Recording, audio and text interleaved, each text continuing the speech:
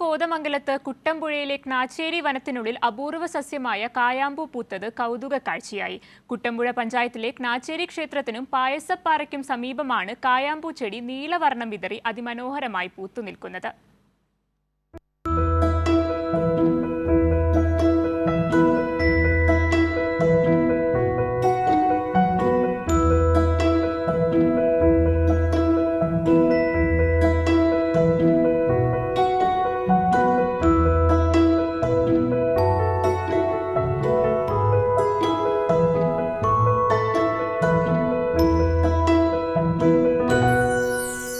ഒരു കാലത്ത് നാട്ടുമുറങ്ങളിൽ സാധാരണയായി കണ്ടിരുന്നുവെങ്കിലും ഇന്ന് ഈ കാഴ്ചകൾ അത്ര സാധാരണമല്ല.